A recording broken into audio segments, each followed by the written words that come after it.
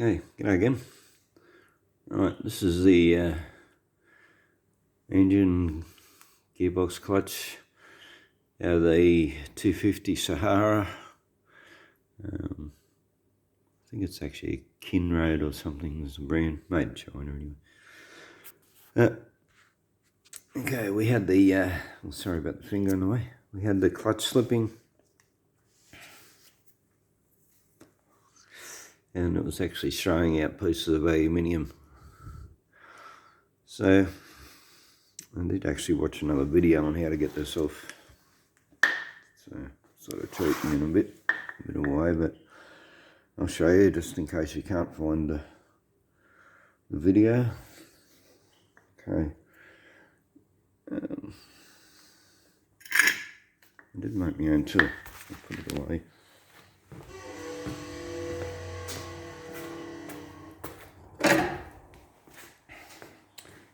Sorry about not being prepared.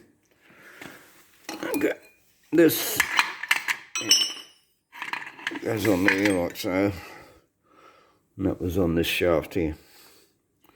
Yeah, what I did, I made my own tool, a couple of bits of pipe and a bar, and it was on pretty tight, so I've extended it with a jack handle to hold it, and then I'll put my breaker bar on there.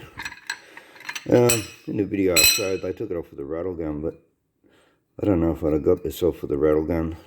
Like, he had the rattle gun on there and he was just holding this with his hand. But this was on pretty tight, and I doubt the rattle gun would have undone it.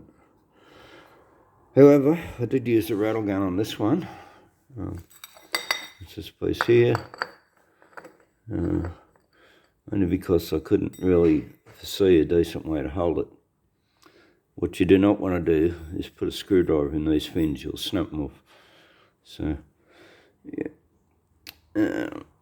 Okay, this clutch, as you can see, is absolutely cactus. That's all aluminium off the shoes, and it's chewed right in the metal. Like, you could scrape that off, but it'll still be all scored. So I've got to get an entire new clutch piece. That does come off this pulley. You undo this nut, and again in the video I seen, used a rattle gun, but I don't actually have a socket big enough to fit that, so I'm yet to actually get that off. But there is a spring under there. You need to hold it down while you undo the nut. Fairly large spring. And I can buy this part, however I don't want to buy another original made in China, because this didn't really last this long. I mean, this buggy would be probably 15 years old or something, but it hasn't really done that much work, you know. This, I don't know, probably got less than 100 hours on it. So, yeah, for that reason I don't really want to buy another original. I'm looking for an aftermarket one. If somebody knows where I can get a better one, a better unit to bolt on there in Australia, I'd be very happy to know. The other thing I did do, I used this 3-prong pulley. A 2-prong would have been better. I did have a 2-prong, but I don't know what I've done with it. But anyway, I managed to get it off using 3. And then I used the same thing again on the outside of this pulley to pull the other bit out. That actually came off fairly easy. I probably could have just levered it off. But, yeah. Anyway, just a little bit of an update on where we're at with this. The other thing I'm doing is the chrome's all rusted off the wheels. We had this main frame sandblasted professionally. I've now primed it. And these are the There's your front end parts there. Currently sandblasting the wheel in my cabinet, the other front wheel. And the intention is to, because I've got to hang this up in the shed to paint it. So the intention is to do all the other pieces first, so that when I paint this I can bolt all the, get it back on those wheels before I even untie it. So yeah, just lessen the risk of scratching it and whatever. So the other thing we did, see, the coolant bottle leaks.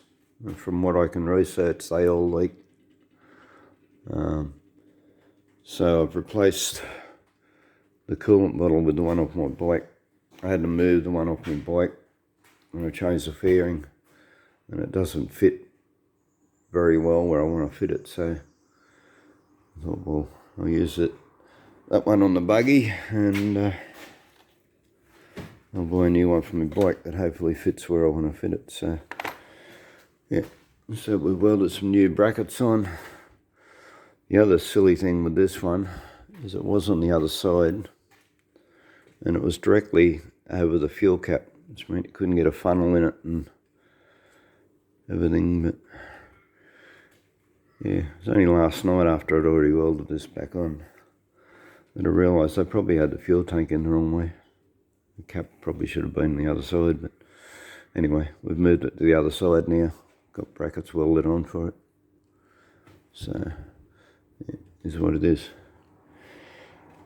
Anyway, I'll leave it there. So just a little update on where we're going with the buggy, and yeah, if anybody can tell me within the next few days where I can get a better clutch, I'll be very happy to hear from you. Okay, thanks for watching. Hit the like please.